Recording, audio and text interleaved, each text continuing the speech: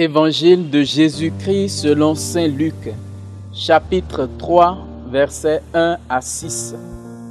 L'an 15 du règne de l'empereur Tibère, Ponce Pilate étant gouverneur de la Judée, Hérode étant alors au pouvoir en Galilée, son frère Philippe dans le pays d'Ithurée et de Traconitide, Lysanias en Abilène, les grands prêtres étant Anne et Caïphe, la parole de Dieu fut adressée dans le désert à Jean, le fils de Zacharie.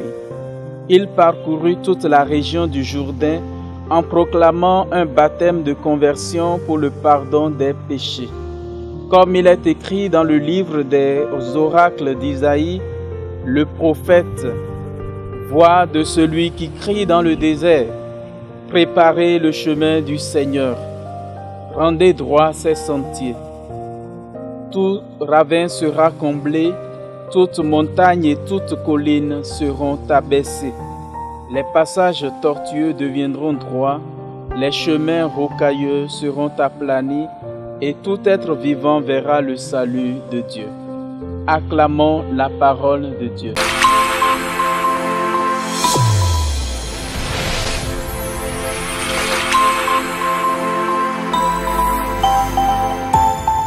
Chers frères et sœurs, auditeurs et auditrices de la Sève Coaching TV, nous sommes aujourd'hui au deuxième dimanche de l'Avent de l'année liturgique C.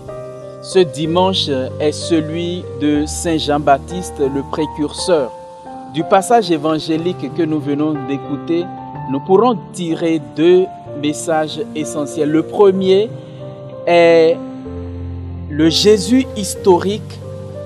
C'est celui que nous honorons, c'est celui que nous célébrons. Jésus-Christ n'est pas un mythe, il a vécu. Et voilà pourquoi saint Luc, au début de cet évangile, nous précise tous ceux et celles qui occupaient des responsabilités à l'époque, comme pour nous dire que Jésus est authentiquement un homme qui a vécu et dont la vie est prouvée sur terre.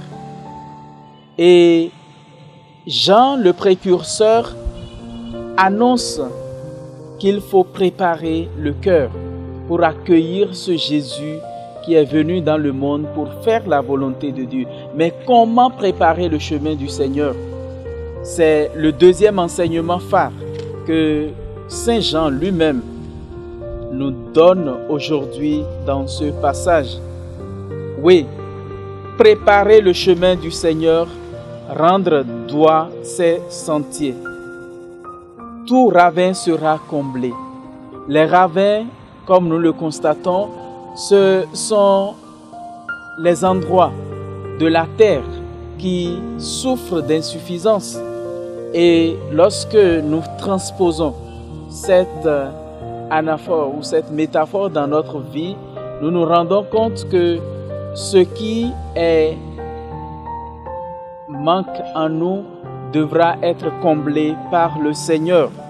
Et nous devons le combler pour préparer le chemin du Seigneur. Tout ravin sera comblé, toute montagne et toute colline seront abaissées.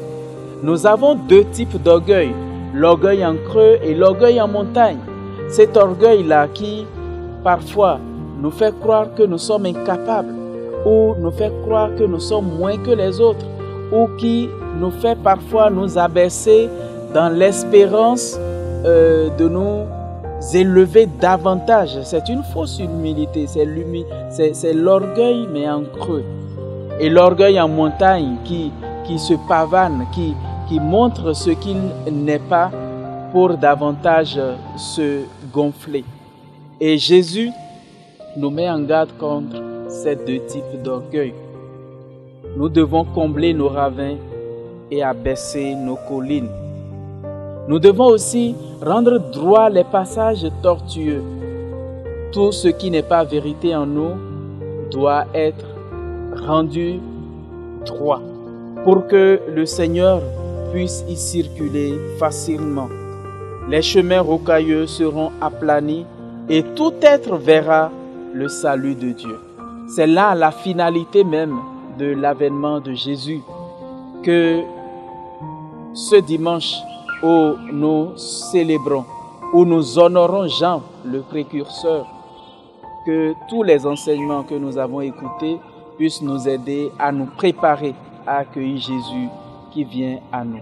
Le Seigneur soit avec vous.